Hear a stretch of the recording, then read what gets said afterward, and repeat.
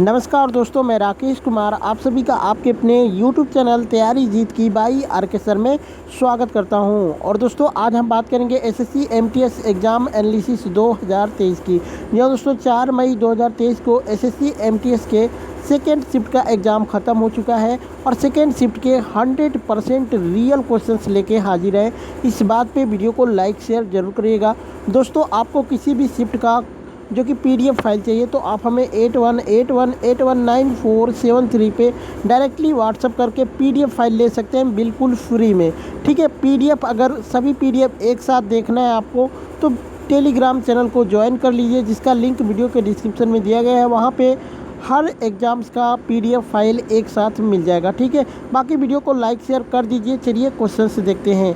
Question से आता है दोस्तों कि सिरका या फिर विनेगर का रासायनिक नाम क्या है, तो इसका राइट आंसर हो जाएगा एसिटिक अम्ल। बात करते हैं तो सिरका का रासायनिक नाम एसिटिक अम्ल है। एसिटिक अम्ल को जो कि एथेनोइक अम्ल भी कहा जाता है। सिरका जो कि एसीटो जो कि बैक्टीरिया परिवार से बैक्टीरिया द्वारा इथेनॉल यानी अनाज शराब के किण्वन से बनता है, तो आप इसको देख सकते हैं।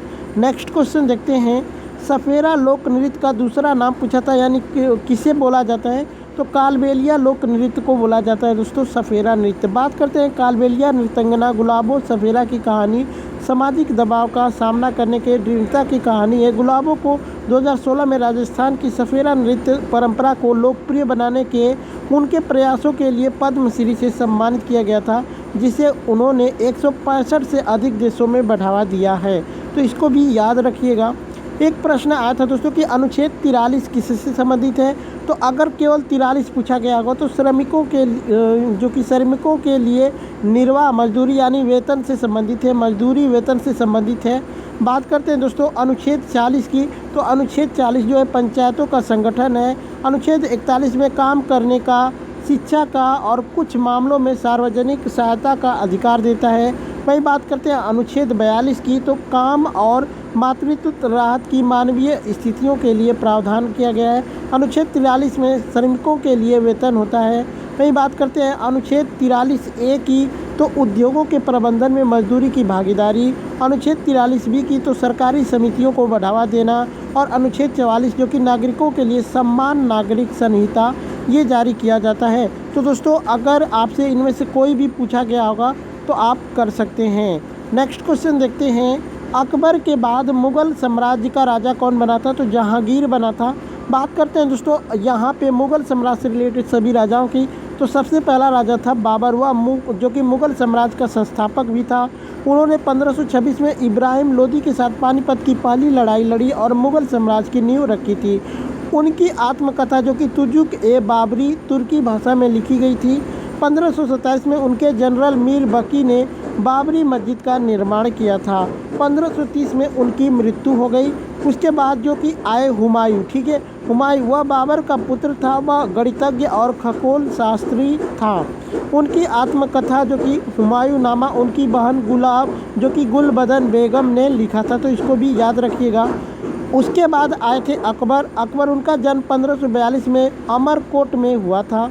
उसने 1556 में पानीपत की दूसरी लड़ाई हेमू के साथ लड़ी और उसने हेमू को हराया था। उसने धार्मिक कर जो कि जजिया कर को समाप्त कर दिया था। उन्होंने एक नए धर्म दीन-ए-इलाही की स्थापना की थी। उनकी आत्मकथा अबुल फजल N.A. अकबरी द्वारा लिखी गई थी। उसके बाद आए थे दोस्तों जहांगीर की बात करें तो उनका बचपन का नाम सलीम था।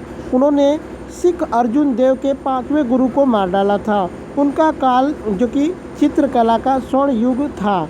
नेक्स्ट क्वेश्चन देखते हैं, यहाँ पे नेक्स्ट राजा के देख लेते हैं दोस्तों। उसके बाद आए थे शाहजहाँ। उनका काल जो कि स्थापत्य कला का स्वर्ण युग माना जाता है। उन्होंने अपनी पत्नी मुमताज़ महल की याद में ताजमहल बनवाया था। उसके बाद आए थे औरंगजेब, वह एक कुशल वीणा वादक था। उन्होंने 9वें सिख गुरु तेज बहादुर को मार दिया था। उन्होंने आलमगीर के नाम को अपनाया था। उन्होंने फारसी महोत्सव यानी नौरोज को समाप्त कर दिया था। उसके बाद आए थे बहादुर शाह, वह मुग़ल साम्राज्य का अंतिम शासक था। उन्होंने 1857 के विद्रोह में दिल्ली का नेतृत्व किया था। ठीक है। नेक्स्ट क्वेश्चन देखते हैं, मालगुडीज डेज पुस्तक के लेखक कौन है? तो आर.के. नारायण आपका राइट आंसर हो जाएगा। चालुक्य वंश के संस्थापक कौन थे? तो पुलकेशिन प्रथम थे। और चालुक्य वंश का जो कि कार्यकाल था 6वीं से 12वीं शताब्दी के बीच में माना जाता है। बात करते हैं दोस्तों, पुलकेशिन प्रथम जो कि चालुक्य वंश का संस्थापक था, उसने बादामी के साथ अपनी राजधानी के रूप में एक छोटा राज्य स्थापित किया। पश्चिमी चालुक्यों के परिवार के वंशज वेंगी के पूर्वी चालुक्य और कल्याणी के चालुक्य जैसे थे। नरसिम्हा वर्मन वन को जो कि मामला के नाम से भी जाना जाता है, जिसका अर्थ है महान पहलवान। कीर्तिवर्मन द्वितीय चालुक्यों के शासकों में अंतिम था। वह राष्ट्रकूट राजवंश के संस्थापक जो कि दंती दुर्ग से पराजित हुआ था। तो इसको आप लोग याद रख लीजिएगा। नेक्स्ट क्वेश्चन देखते हैं, भारत के भौगोलिक क्षेत्रों को कितनों भागों में बांटा गया था?